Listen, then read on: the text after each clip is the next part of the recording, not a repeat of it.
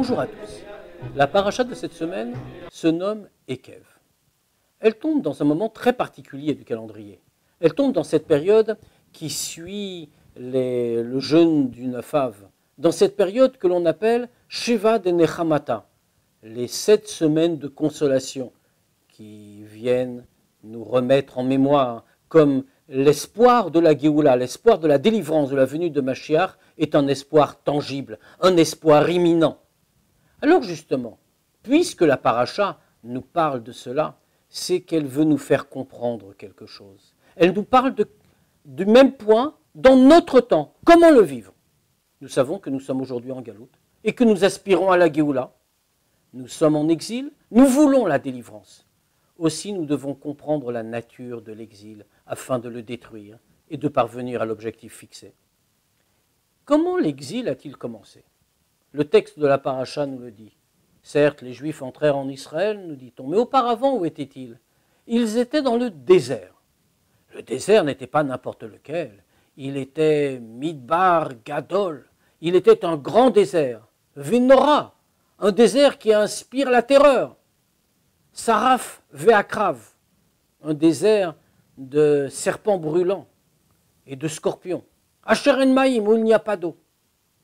Le désert, nous disent nos sages, c'est l'Oyeshev Adam Sham.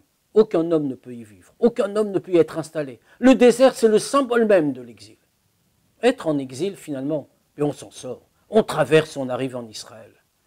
Mais lorsqu'on commence à penser que ce désert n'est pas qu'un désert, il est Midbar Gadol, il est un grand désert.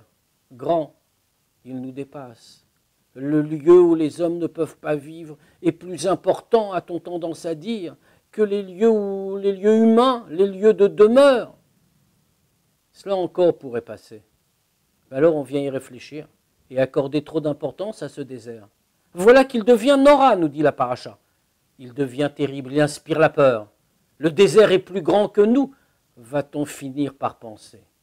Alors s'il est plus grand que nous, Nachash Saraf, il y a des serpents brûlants, c'est-à-dire qu'ils vont nous inspirer la chaleur. Ce sont des serpents animaux impurs, mais ils possèdent de la chaleur, ils sont brûlants. Mais cette chaleur-là n'est pas la bonne chaleur, n'est pas l'enthousiasme pour le spirituel et la divinité, c'est la chaleur pour le monde matériel, pour le désert lui-même. On est tombé d'un degré encore. Arrive le degré suivant, Akrav, le scorpion. Le Talmud nous dit que le scorpion a une piqûre froide. Eh oui, une fois qu'on a trop goûté à la chaleur du monde matériel, à la chaleur des plaisirs futiles du monde matériel, arrive le temps de la froideur. Mais la froideur pour le spirituel, la froideur pour Dieu.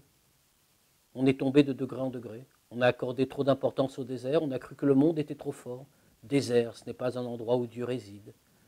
Il était trop grand pour nous, il nous inspirait donc la terreur. Mais maintenant, il nous a conduits jusqu'à la froideur pour les choses spirituelles. Alors, Asheren Maïm, on sait qu'on a soif de la divinité, on a soif de la spiritualité. Mais En Maïm, il n'y a pas d'eau. On ne sait même plus où l'eau se trouve. On est tombé dans la forme la plus terrifiante de l'exil. Celle où l'exil est si terrible qu'il n'y a même plus de source d'eau.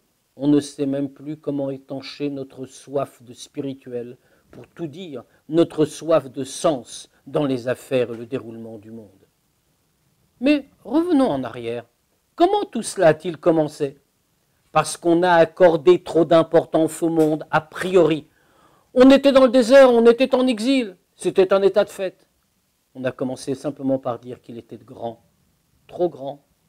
Il faisait peur, alors on en a été influencé.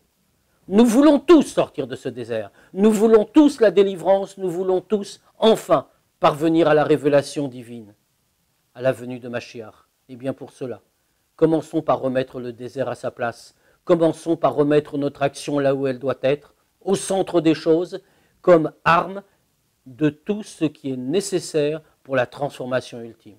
Nous mériterons alors très bientôt la venue de Mashiach. Au revoir à tous.